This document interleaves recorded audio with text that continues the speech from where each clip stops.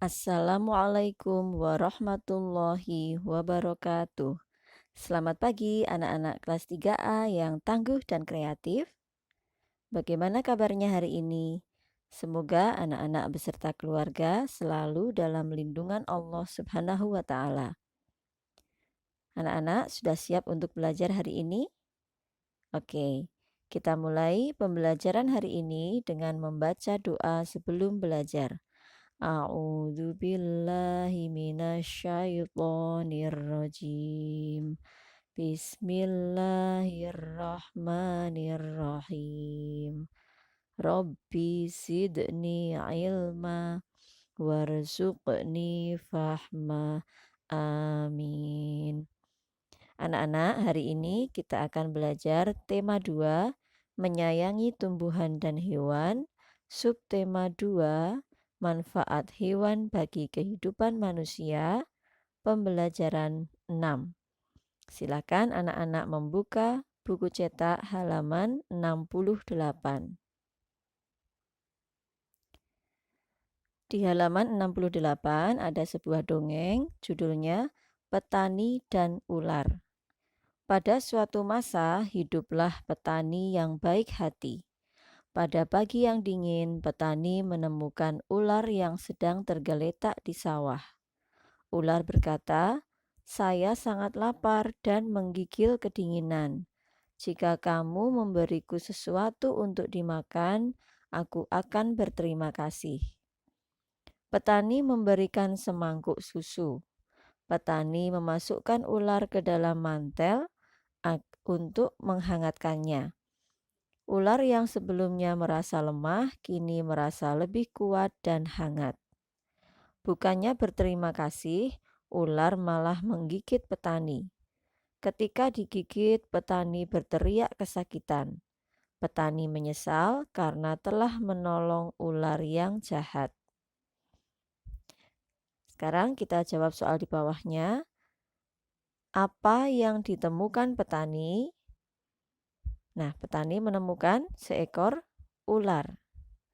Apa yang ular minta dari petani?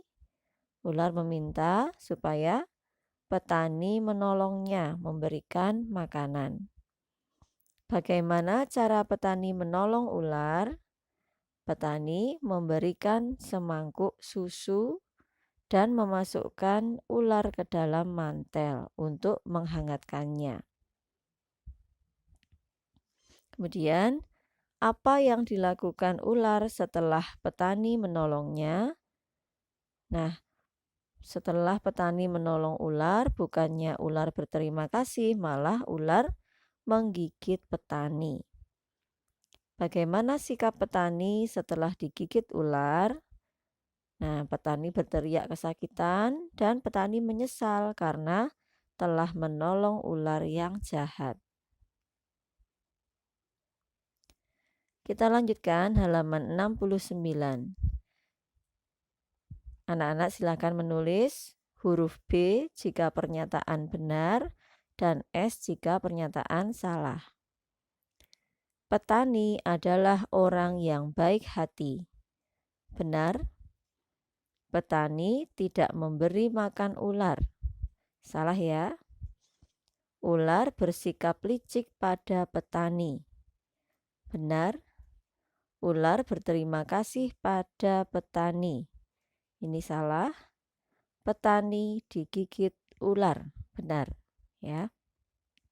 Sekarang bawahnya, silakan anak-anak memasangkan unsur dongeng, ini unsurnya, dengan isi dongeng. Nah, ini isinya ya. Kita mulai dari tempat. Tempatnya di mana tadi? Di sawah. Kemudian tokoh atau yang diceritakan dalam dongeng tadi. Siapa? Ya, petani dan ular. Kemudian waktu. Kapan terjadinya peristiwa tersebut? Pada pagi hari. Penokohan atau watak dari tokohnya. Watak tokohnya. Ini ya, ular yang licik. Nah, sekarang kita akan menulis pesan moral yang terdapat pada dongeng petani dan ular. Apa ya pesan moralnya atau amanatnya? Nah, ini ya, silakan anak-anak menulis. Kita harus berterima kasih kepada orang yang menolong kita. Kemudian yang kedua, kita tidak boleh bersifat licik. Dan yang ketiga, menolong orang lain dengan ikhlas. Ini seperti yang dilakukan oleh petani. Sebenarnya petani mau dengan ikhlas menolong ular, tapi malah ular justru berbuat licik. Dia tidak berterima kasih, malah menggigit petani. Oke, sudah ya anak-anak. Kita lanjutkan halaman 70. Kita baca dulu ya. Leo anak yang baik. Setiap hari ia merawat ikan peliharaannya dengan baik. Ikan diberi makan secara teratur. Selain itu, Leo juga secara rutin menguras akuarium agar airnya bersih. Leo juga dikenal bersifat baik di sekolah. Leo sering membagi bekal makanan dengan teman-temannya. Leo juga senang membantu teman yang sedang membutuhkan. Kita akan jawab soal di bawahnya. Nomor 1, sikap Leo terhadap hewan peliharaannya merupakan sikap penyayang. Ya, Leo memberi makan, menyayangi, merawat. Nah, namanya sikap penyayang. 2, Leo memberi makan ikan peliharaannya secara teratur.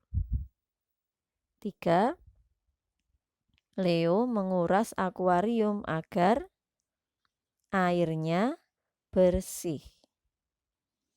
Leo senang membantu teman yang membutuhkan. Leo sering membagi bekal makanan dengan temannya.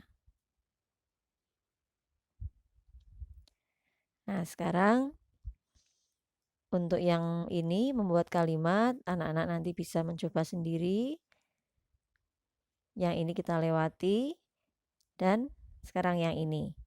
Silahkan anak-anak memberi tanda centang gambar manakah yang mencerminkan sikap menghargai keragaman sifat. Nah, di antara dua ini mana yang merupakan gambar dari sikap menghargai? Ya, betul, yang ini ya. Kalau yang ini tidak.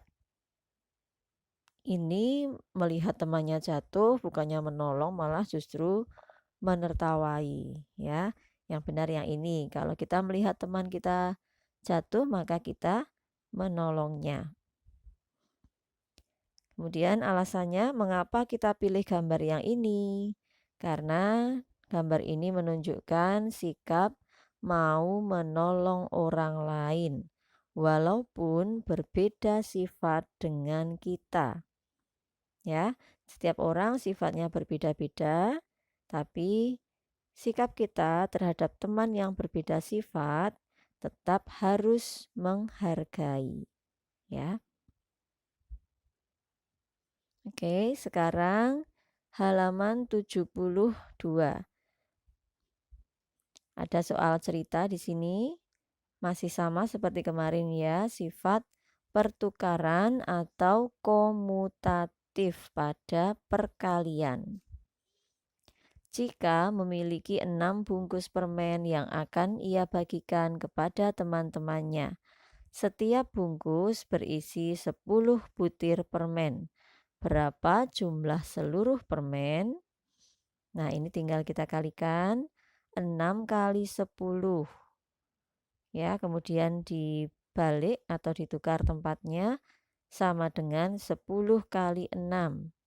Sama dengan 60 butir. Jadi jumlah seluruh permen ada 60 butir. Nah, gampang ya anak-anak ya. Oke, sekarang kita kerjakan di bawahnya ya. Nomor 1, ayah membeli 5 kantong pakan ternak. Setiap kantong berisi 2 kilogram. Berapa kilogram jumlah pakan ternak yang dibeli ayah? Tinggal kita kalikan. 5 kali 2 sama dengan 10. Jadi pakan ternak yang dibeli ayah adalah 10 kilogram. Nomor 2, Pak Badu membeli benih gurami sebanyak 10 kantong. Masing-masing kantong berisi 40 benih gurami. Berapa jumlah benih gurami yang dibeli Pak Badu? Sama ya anak-anak ya, tinggal kita kalikan 10 kali 40 sama dengan 400.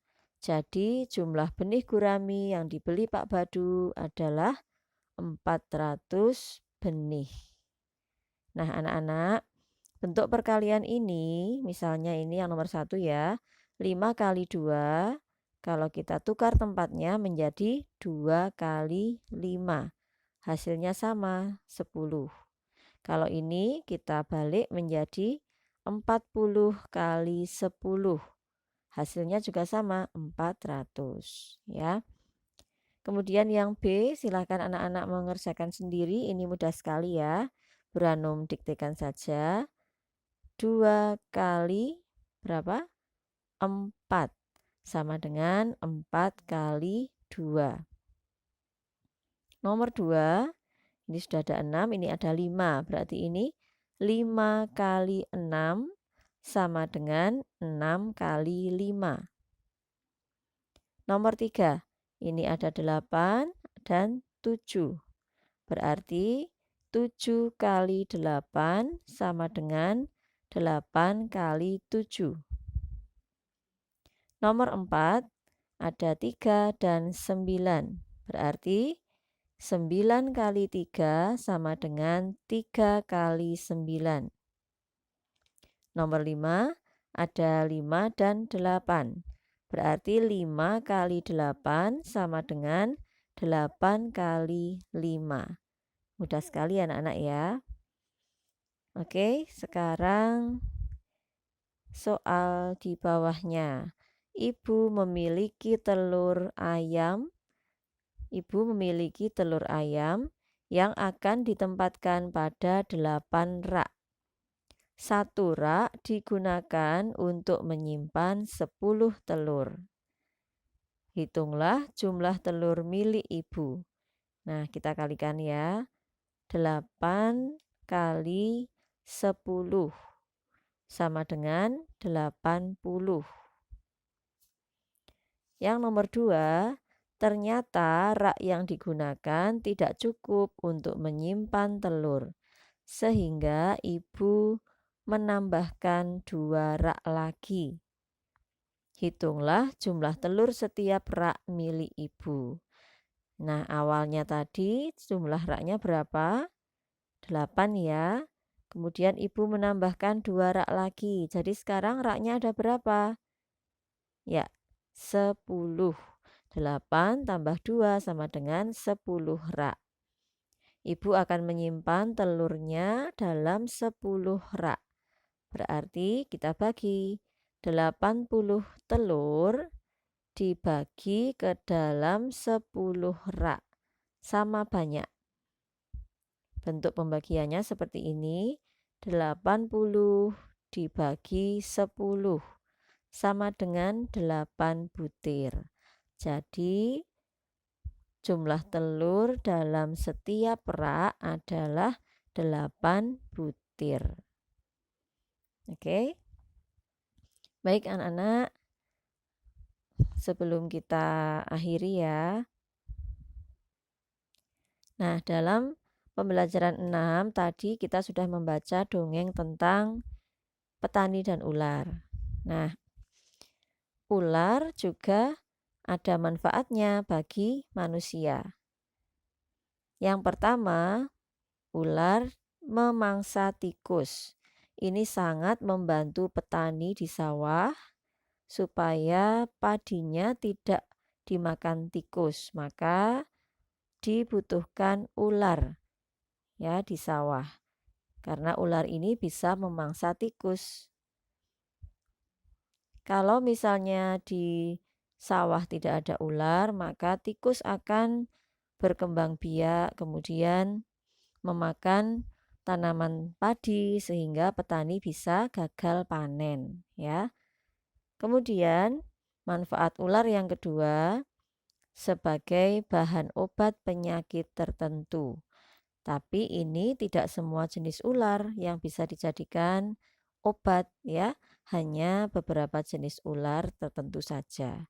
Dan tidak semua penyakit bisa disembuhkan dengan ular ya, hanya penyakit tertentu saja. Nah, ini ya anak-anak ya, manfaat ular bagi manusia. Baik anak-anak, pembelajaran 6 sudah selesai. Setelah ini silahkan anak-anak menyimak video untuk pembelajaran bahasa Jawa. Buranum akhiri dulu. Wassalamualaikum warahmatullahi wabarakatuh.